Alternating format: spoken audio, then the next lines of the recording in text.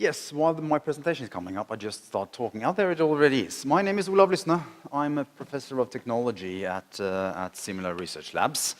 And I will talk to you about lawful interception of internet traffic. My background for talking to you is that I have been heading a couple of national commissions. One suggesting how to go about discussing lawful interception of internet traffic in Norway, and another commission preparing the discussion itself. And it's the second one that I will talk to you about now. First of all, what is lawful interception of internet traffic? Well, the internet of any country is connected to the internet of every other country, right? So there has to be cables crossing our borders. And what the Norwegian intelligence services asked was, we would like to be able to get some data out of those cables. And it's not a Norwegian invention. Many countries have already done that. Sweden, Germany, France, Great Britain, USA, and Canada are mentioned here. Switzerland has approved legislation and had a referendum, and it is under consideration in the Netherlands and in Finland. And some of this audience may know of more examples. But, unknown to most, there is a general assumption that most countries already do this, but they don't talk loudly about it. Denmark is a very interesting example, because they will never confirm that they are actually doing this. But when you read the documents that Snowden chose to release, you will see that, well, yes, they do. They probably do. And so there is it's sort of relatively safe to assume that this is quite common, but it is not really publicly known. My talk today is labeled the Norwegian Model.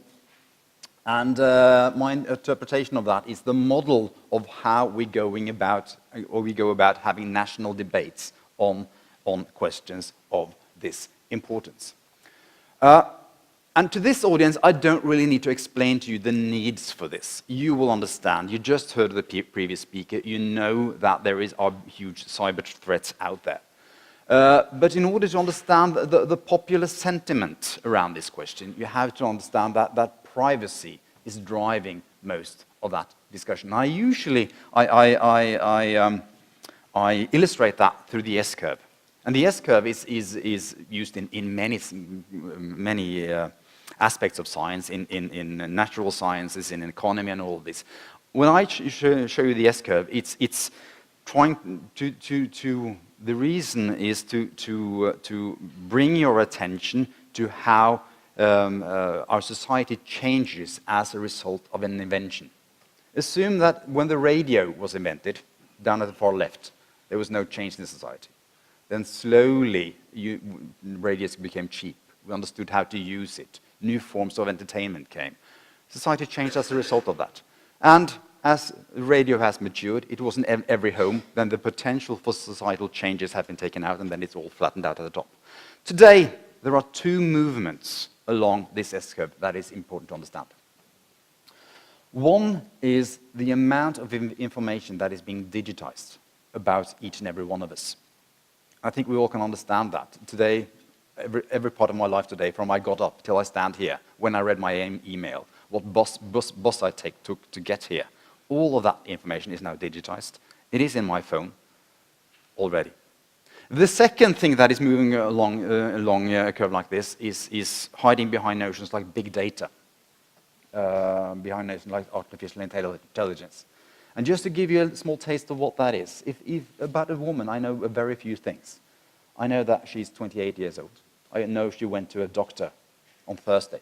I know that she Googled for a new flat on Sunday. And what I ask you to reflect upon is, what are the chances that she's pregnant? Okay? You understand that for each of those three facts, you understand that, well, the chances increase, right?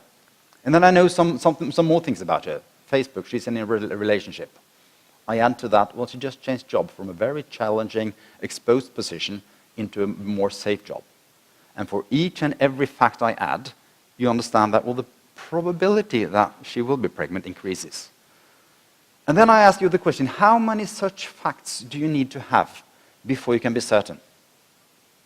Well, when we reach 10, 11, 12, then the uncertainty in that question is not whether you've calculated it correctly. The uncertainty is in the pregnancy test that she took.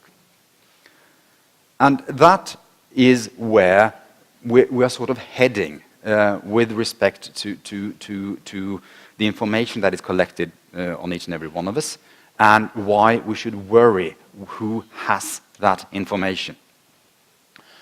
So why is lawful interception difficult with respect to privacy? Well, we wanted to investigate the Norwegian borders, right? We not wanted to take data out of the cables in the Norwegian borders. Why should Norwegians worry about that? That will be about foreigners communicating with us. No, it's not as simple as that. Because all the information I gave you about my life today has been digitized. It is in my phone, and it will cross these cables at the latest when I back up my phone. Why? Because Apple's servers are not in Norway.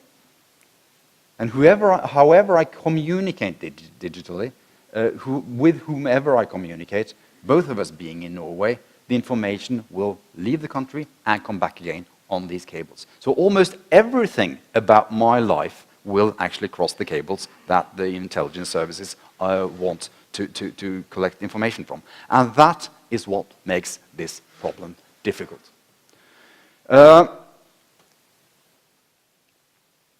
So when we worked in trying to understand this and trying to sort of support a public discussion on what we should actually do as a nation, we found ourselves 4 principles that needed to be followed. We found that lawful interception of border-crossing internet traffic can only be recommended if it finds a solution that simultaneously satisfies for requirements. First, it must be technologically feasible. What we suggest must be possible to build.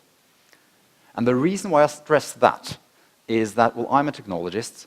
I know that when I talk to people about things like this, and particularly when I talk to politicians, they do not understand technology. I can easily draw up some boxes and some arrows, and I say that here is a filter, and no information that is not of intelligence relevance will get through that filter, and they will actually believe me. So the danger, the fact that that cannot be built, will very often be overlooked, because the reason for that is that technologists very, very rarely end up as politicians. So it must be technologically feasible, and we have to have a process to make sure that what we discuss is something that actually can be built. It is not obvious by itself. It has to be legally acceptable, and I will stress that in a moment, because that is difficult in itself. It must not harm the relation of trust that exists in Norway. We are very lucky in that respect, that there is a profound relation of trust between the population and the authorities, and that must not be harmed by the way we choose to do this. And finally, it has to give valuable intelligence. And that turned out to be quite difficult, because however we tried to make the 3 top of these work, then we went to the intelligence services, and they say, oh, if you want to do it in that way, we might as well not bother, because that will not give us anything. So all of these, the combination of these 4 things turned out to be quite difficult. I will go to the legal perspective of this, because that is the only one of these 4 that I have the time to talk about here. There are a lot of laws and conventions on privacy. This is written mainly in Norwegian, but from international law, we'll know in particular the European Declaration of Human Rights, which have an Article 8, which states that your communication should be protected from surveillance. Not exactly those words, but that is how it's been interpreted. And as every law is, well, it is stated in text, but then it is tried in courts. So there have been a series of cases in the European Court of Human Rights, in the EU Court, on cases related to this. And the reason for that happening is that, well, as Snowden chose to do what he did and release those documents, it became clear how many nations were doing this kind of interception of internet traffic. And then in many countries, there were gatherings of people who collected money to try that legally. That has happened in England, that has happened in Sweden, and we see court rulings for that coming out now. Some of them are mentioned here.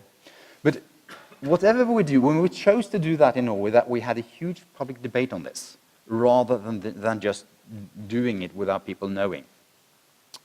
We had to take into account that this would most probably be tried in court. And we could not risk a situation where we introduced lawful interception only to see it deemed illegal in court.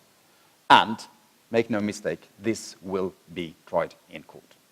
The debate is quite fierce. I've been trying to take part in it for the last year and a half. And it's really divisive. The emotion on both sides are very, very strong.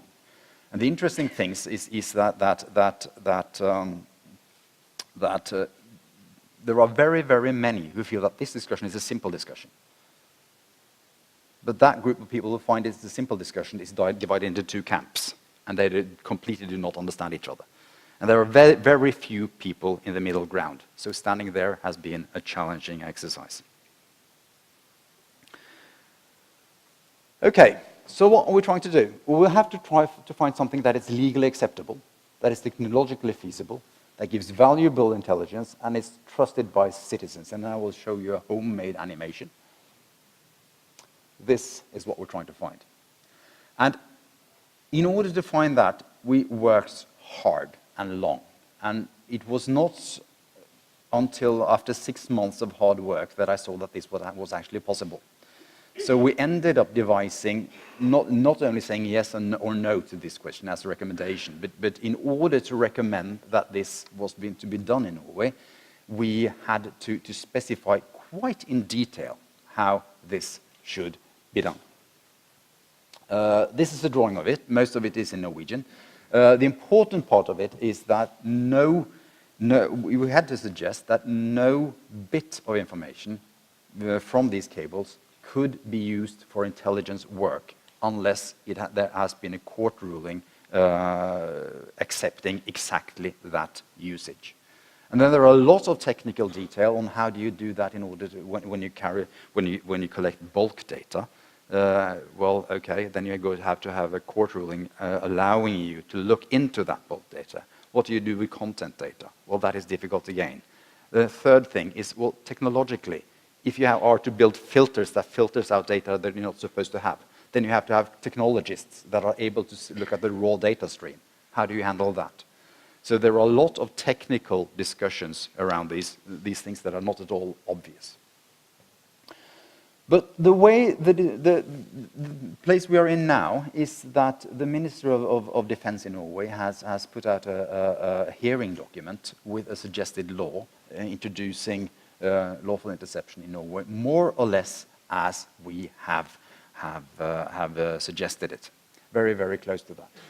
And I think you can sense that I have doubted my way into ending up recommending this.